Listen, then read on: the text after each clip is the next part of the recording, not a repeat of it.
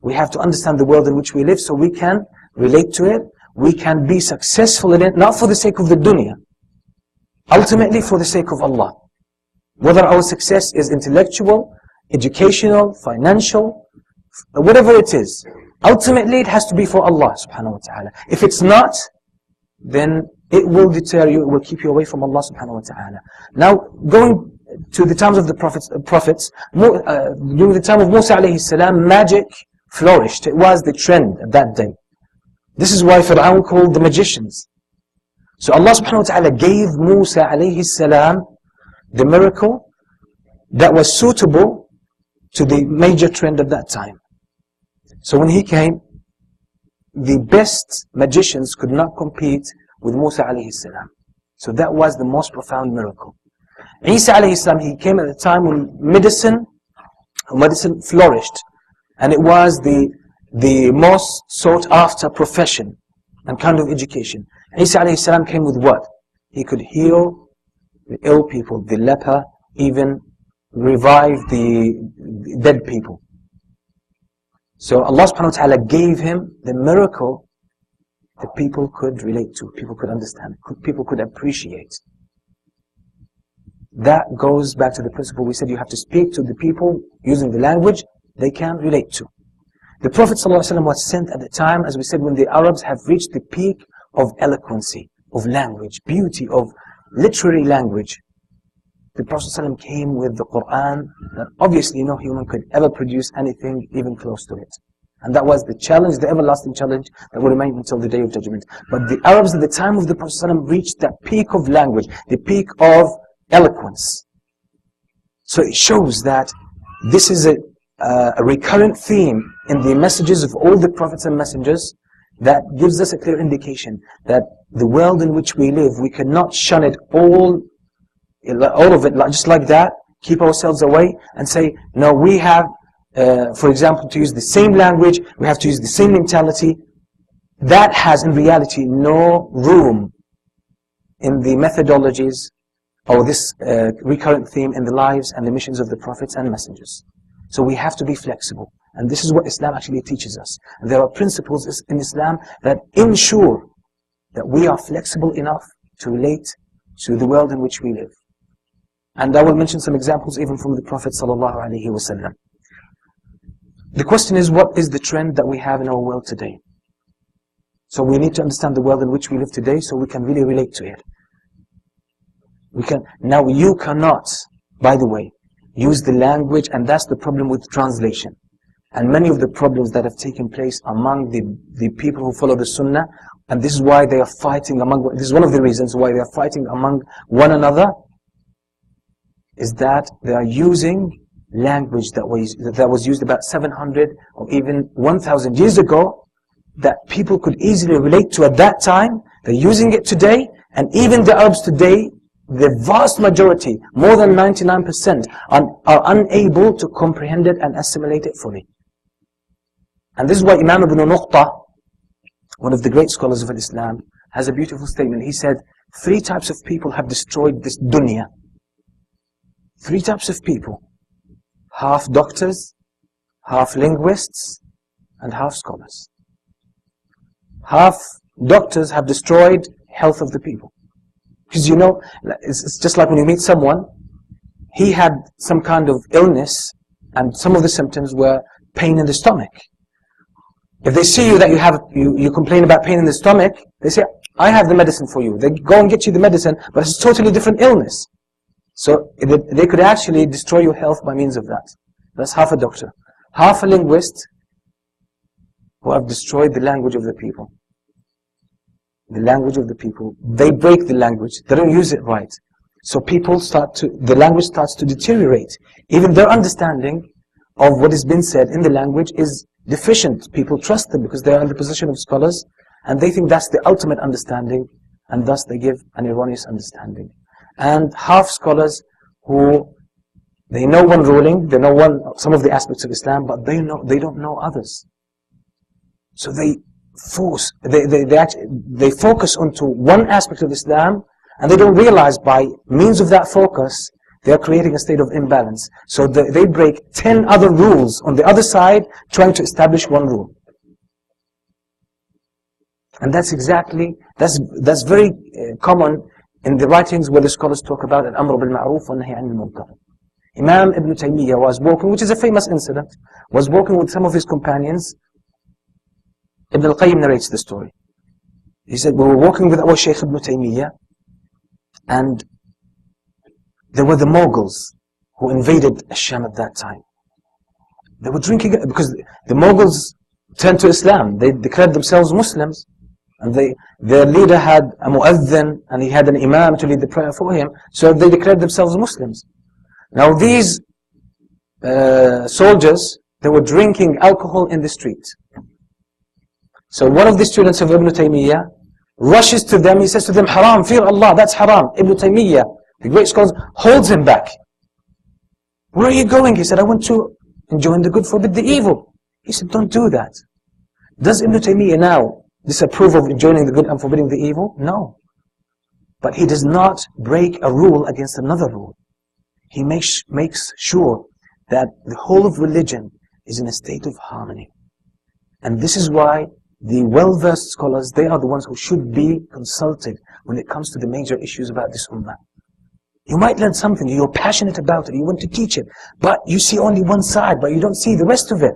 So you might cause so much damage while with good intention. But the scholars see they see the full picture. So Ibn Taymiyyah told him, come back, don't do it. Because if you give them advice, if these people are awake, what would they be doing? Killing the Muslims.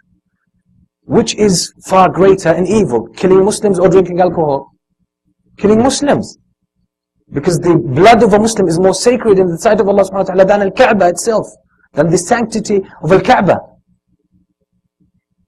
So you see, this is how we should keep things in harmony, and only the well-versed scholars can do that. Now, this leads us to, as we deal with the world today, Islam is not a static religion. Islam is dynamic. We're dealing with realities. So we have to understand our reality, we have to understand the world around us, so that when we preach Islam, we speak the language the world understands today. And we have also, actually, some students of knowledge and scholars should dedicate their lives to understand the language of the early generations fully, so they can translate it in the language general masses, Muslim masses understand fully today. So what is the trend that we have in the world today? What is our world characterized or most, special when it comes to quality? What is the most? Is it wealth? Is it medicine compared to the rest of human history? Is it education? Is it science, technology, military? Is it any one of these? Actually, the Western civilization, being material, mainly based on secularism and materialism and atheism, most of the material aspects of life are taken good care of. So they reached advanced levels in these aspects of life. We as Muslims, if we don't relate to the world, if we don't relate to the present reality today, taking these and others into consideration, we will not be able to establish ourselves in the world. Now, I'm not saying imitate the kuffar, be exactly like them. No.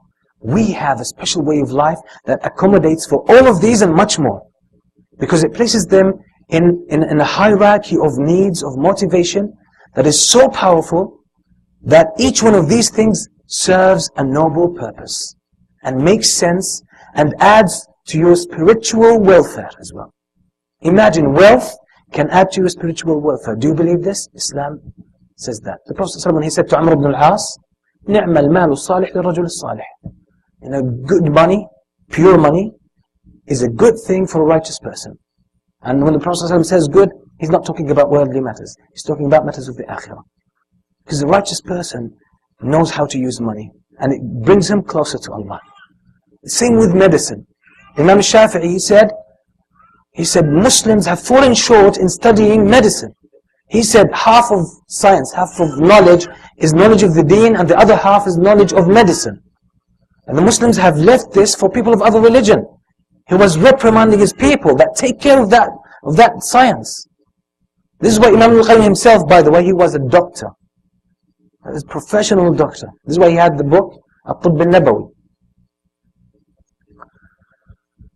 So all these aspects of life are present today. Our deen, al-Islam, accommodates all of these and places them in the right place and much, much more. So life is much deeper. The dimension of life in Islam is much deeper. Human potential in Islam is much greater than people have reached today. There are potentials Allah has put in us as human beings that can only be reached by following the divine guidance.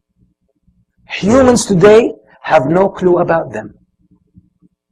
Except probably, there would be among the Muslims certain individuals who've reached that level. But in history, it's always been there. And it's been felt and it's been recorded, and we will mention, inshallah, some examples. The question is, what underlies all of the above? I said, mainly most of these are material, or intended for material purposes. But in Islam, it's a totally different story, and we will explain that.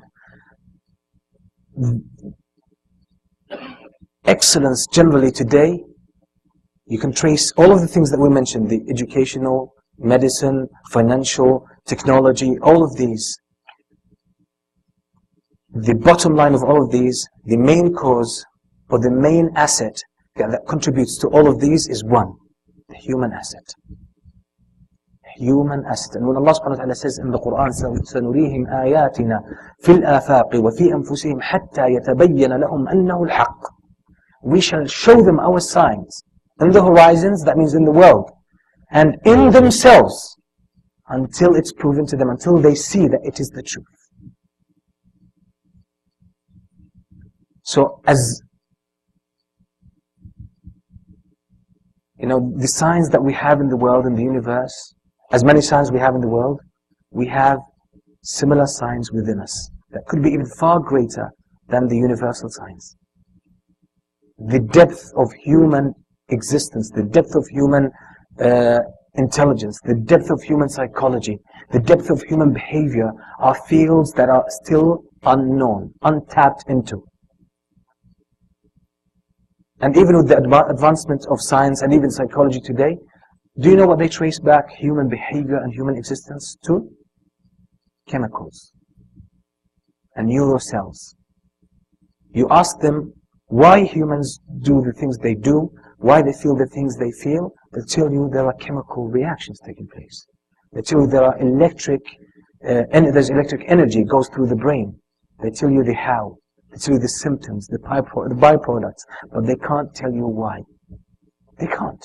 But they're so arrogant that they actually outlaw any other explanation but what they can come up with.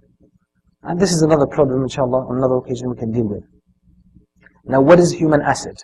We have different perspectives. Recently, or throughout the 20th century, it started around the World War I, they started to judge human potential and the human asset by one aspect of life, which is analytical abilities, which is intelligence quotient, which is IQ.